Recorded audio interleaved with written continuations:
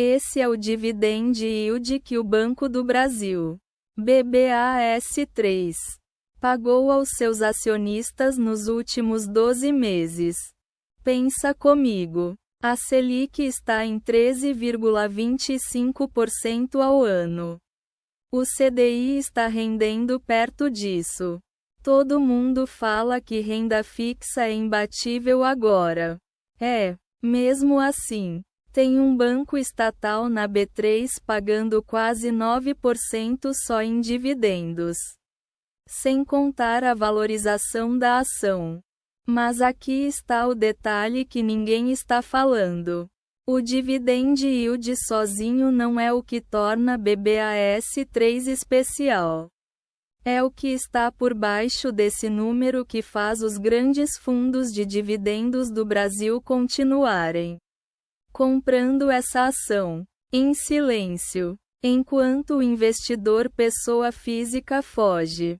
Tem um indicador nos últimos resultados do Banco do Brasil que aparece discretamente no relatório de desempenho e que 90% dos analistas de varejo ignoram completamente. Esse número não está no preço-alvo do BTG. Não está no headline da XP. Mas ele diz mais sobre o futuro de BBAS3 do que qualquer múltiplo de valuation. Vou te mostrar exatamente o que é. E por que ele muda o raciocínio sobre essa ação. Banco do Brasil não é qualquer banco. É o maior banco público da América Latina. Com ativos totais que ultrapassam 2,3 trilhões de reais. Sim, trilhões com T. Em uma frase, o Banco do Brasil é uma instituição financeira completa. Crédito, seguros, previdência, agronegócio, cartões, com a União Federal como acionista majoritária, controlando mais de 50% das ações ordinárias. E aí começa o paradoxo que divide os analistas no Brasil inteiro. Por um lado, ter o governo como sócio significa estabilidade de funding, acesso privilegiado ao crédito rural, que é um mercado gigantesco no Brasil. Não esqueça que somos uma potência agrícola. E uma capilaridade de agências que nenhum banco privado consegue replicar. O BB tem presença em municípios onde o Itaú e o Bradesco simplesmente não chegam. Por outro lado, o risco político é real. Luiz Barsi, o maior investidor individual da B3, tem um princípio histórico. Ele evita empresas onde o governo interfere na gestão. Não à toa, Barsi nunca foi um entusiasta de estatais. Mas os fundos de dividendos do Brasil, como o Dividendos do Brasil da Guard Asset e os portfólios conservadores da Western Asset, mantém posição em BBAS3 justamente porque a empresa aprendeu, nos últimos anos, a operar com mais disciplina do que se esperaria de um banco estatal. O contexto macro importa muito aqui. Com a Selic em patamar elevado, bancos ganham mais com o spread bancário. O Banco do Brasil se beneficia diretamente disso. E a carteira de crédito rural, que é indexada a taxas controladas, está crescendo em um momento em que o agronegócio brasileiro bate recordes de exportação. Dólar alto? Para o BB, que financia exportadores. Isso é vantagem competitiva, não ameaça. Agora vamos ao que interessa. Os números. Agora, o PL, preço sobre lucro. BBAS3 está sendo negociada a cerca de 4,5 vezes o lucro estimado para 2025.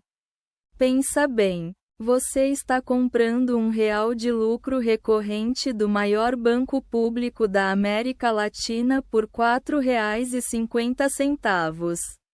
O Itaú Itubi 4 negocia a 9 vezes. O Bradesco BBDC 4 está em torno de 8 vezes. O Banco do Brasil está com desconto de quase 50% em relação aos pares privados. O VPA, preço sobre valor patrimonial, está em torno de 0,9. O banco vale mais no papel do que o mercado está pagando pela ação. Isso é incomum, e tem uma razão para esse desconto. Vou chegar nisso em um segundo. O lucro recorrente do BB. E aqui está o número que mencionei lá no começo. Aquele que os analistas de varejo ignoram. É consistentemente superior ao lucro líquido reportado. O banco provisiona mais do que precisa em alguns trimestres para suavizar volatilidade. O que significa que o lucro de caixa, que sustenta os dividendos, é mais estável do que parece no headline. O payout ratio, quanto do lucro vai para o acionista, está em torno de 45%. É sustentável. O BB não está distribuindo mais do que ganha. E o ROI, retorno sobre patrimônio, está consistentemente acima de 20%, número que a maioria dos bancos privados internacionais inveja. E aqui está o exemplo concreto que você precisa visualizar. Quem comprou o BBAS3 em 2020? Quando a ação estava em torno de R$ 22, está recebendo hoje um yield on cost, rendimento sobre o preço original de compra, de quase 18% ao ano. 18%. Isento. Recorrente. Ano após ano. O mercado derrubou o BBAS3 por 2 motivos principais nos últimos meses. E em pelo menos um deles, está exagerando. Mas o que os analistas estão ignorando é que o Banco do Brasil hoje tem uma gestão com muito mais autonomia operacional do que tinha naquele período. O Conselho de Administração tem representantes do mercado. A política de dividendos foi formalizada.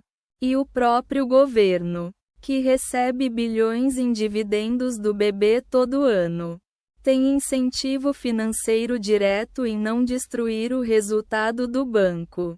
O Tesouro Nacional precisa dos dividendos do BB para fechar a conta. Enquanto o investidor pessoa física está saindo de BBAS3 para colocar em Tesouro Direto. O que é compreensível com a Selic onde está. Os grandes fundos de previdência complementar do Brasil, como os fundos de pensão ligados a empresas estatais e algumas gestoras independentes, estão aumentando posição no ativo. Eles enxergam o yield líquido de IR e o desconto de valuation como uma combinação rara. O risco que o mercado está subestimando, no entanto, é real. Qualquer mudança na política de dividendos por pressão do governo, por exemplo, reter lucro para capitalizar o banco ou financiar programas sociais, derruba a tese inteira. Esse risco existe e você não pode ignorar. Se você já tem BBAS3 na carteira, a pergunta agora é: o seu preço médio justifica a espera? Se você comprou abaixo de R$ 30, o yield on cost que você está recebendo hoje provavelmente já supera qualquer renda fixa disponível no mercado. Segurar faz todo o sentido. Se você ainda não tem BBAS3, a oportunidade potencial é clara. Yield de 8,7% isento de IR. Valuation descontado 50% em relação aos pares. ROI consistente acima de 20%. Mas o risco específico é um só: o governo. Se a União decidir usar o banco como ferramenta de política fiscal, o mercado vai punir a ação antes que você consiga sair. A comparação obrigatória que você precisa fazer, com a Selic em 13,25%. Um yield de pelo menos 7% líquido seria o mínimo para justificar o risco de uma ação em vez de um título público. BBAS3. Com dividendos isentos de IR. Entrega isso. E ainda com potencial de valorização de capital se o mercado rever o desconto excessivo de estatal.